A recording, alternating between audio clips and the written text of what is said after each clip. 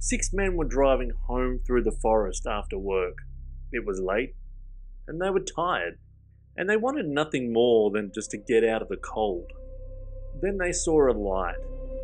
At first they thought it was a fire, something burning off the road.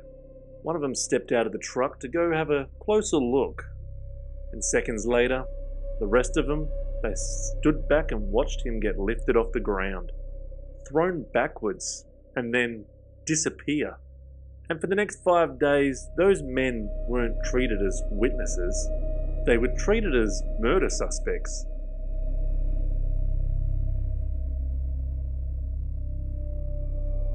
So in November 1975, in a small town in Arizona, a group of 7 men worked together as a part of a logging crew.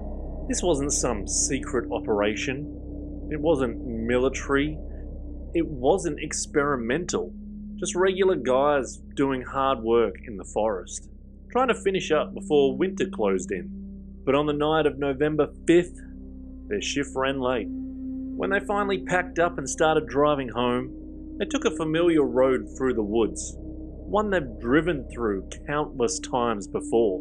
And that's when they noticed it, a strange glow ahead of them. According to the men in the truck, the light wasn't moving, the light wasn't flickering, it was just there. One of them, Travis Walton, he stepped out the vehicle. The others later said he seemed curious, not afraid. And then without warning, a beam of light struck him. They watched his body lift into the air, slam backwards, and then vanish. Absolutely terrified, the men panicked. They didn't call for help straight away. They drove, and in doing so, they made a decision that would haunt them for the rest of their lives. Because when they finally returned, Travis Walton was gone, and no one believed what they said had happened to him. When the men finally stopped driving, that's when panic set in. They argued, and then they went back. And when they reached the spot where Travis Walton had been hit, there was nothing. No body, no blood, no scorch marks, just quiet forest. Now, according to police reports, the men waited hours before contacting the authorities. And when they finally did, they didn't report it as an accident. They reported that their co-worker had been taken by a light. Now, law enforcement didn't hear fear. They heard a story that didn't add up. And by the next morning, the case wasn't being classified as a disappearance. It was now being treated like a homicide. The 6 men were separated, and they were all questioned separately, asked to repeat the same story again and again and again. Investigators later noticed and noted down that their accounts of what happened were largely consistent of each other. But consistency didn't mean credibility. There was no physical evidence, no witnesses outside the group, and no explanation that could fit into anything that the police could work with. One officer reportedly told them, "People don't just vanish." The implication was clear. If Travis Walton was dead, then someone in that truck was responsible. Within days, the men were all asked to do lie detector tests. 5 of them agreed and did it. 1 said no. He totally refused. When the results came back, they didn't clear anyone.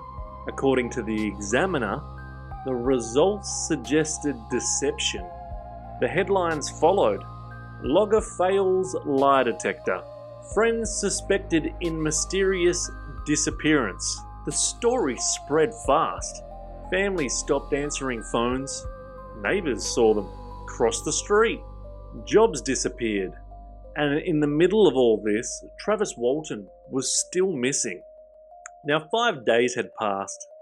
No body, no ransom, no sign of life. Police began preparing for the possibility that they're never going to find Travis Walton. And then early in the morning, the phone rang. And on the other end of the line was Travis Walton. alive, confused, and asking to be picked up. Now, according to Travis, he had no idea how much time had passed. He believed he'd only been gone for a few hours. He was dehydrated, he was disorientated, and unable to explain where he had been or how he survived. Doctors examined him. There were no major injuries, no signs of exposure, no explanation that satisfied anyone. And when Travis finally told his story, it didn't simplify things. It made them worse, because what Travis Walton had claimed had happened in those 5 days was something no investigation was equipped to deal with. So when Travis Walton finally explained what had actually happened to him and what he believed had happened to him, he didn't start with aliens. No, he started with pain. Now, according to his account, when the beam of light hit him, he felt like his chest was burning. He said the force threw him backwards and knocked him out completely unconscious. And when he came to, he wasn't in the forest anymore. He described waking up on a hard surface, surrounded by figures he didn't recognize. Not monsters, not demons, small beings that were silent. According to Travis, panic took over. He said he lashed out. He said he grabbed an object nearby, and then everything went black again. The next thing he remembered, he was lying in a room that felt clinical, bright, and cold. He described being examined and restrained, unable to communicate. According to Travis, he believed he was going to die. And then, just as suddenly as it began, it all stopped. He said he woke up alone, disorientated, hungry, and somehow back on Earth. 5 days after he'd vanished? What's important isn't whether you believe Travis Walton's story.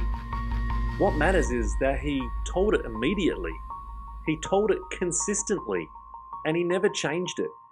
Not under questioning, not under pressure, and not when it would have been easier just to quietly walk it back. And investigators were faced with a problem. There was still no physical evidence. But now, there was also no body, no crime scene. The case they thought they were building had collapsed. Months later, in an effort to put this controversy to rest, Travis and the other men all agreed to take another round of lie detector tests. This time the tests were conducted by multiple examiners, and all 7 men passed. The results didn't prove what happened, but they did one thing the first tests didn't. They removed the word murder from the conversation. Police quietly stepped back, no charges were ever filed, and no alternative explanation was ever confirmed. That should have been the end of it, but it wasn't. Skeptics pointed out the lack of physical evidence. Scientists, they questioned the reliability of polygraphs. And critics, newspapers, they accused the men of orchestrating a hoax. But supporters of the men pointed out that none of these guys profited in any meaningful way at all. Logging contracts were lost, relationships collapsed, the attention never ever stopped, and nearly 50 years later, the same argument still plays out when this story is told. Was it fabrication, a shared delusion, or something else entirely?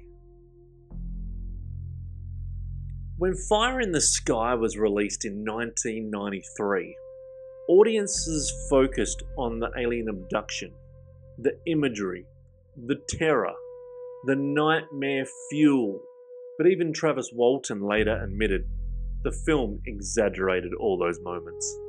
What it didn't exaggerate was the aftermath, the suspicion, the isolation, the way a single unexplained night destroyed multiple lives.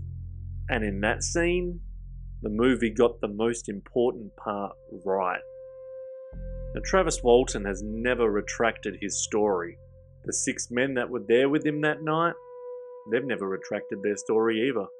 So there is no definite proof of what happened in those woods, only testimony and silence. And a question that refuses to die. Not what took Travis Walton, but what it cost everyone who was there.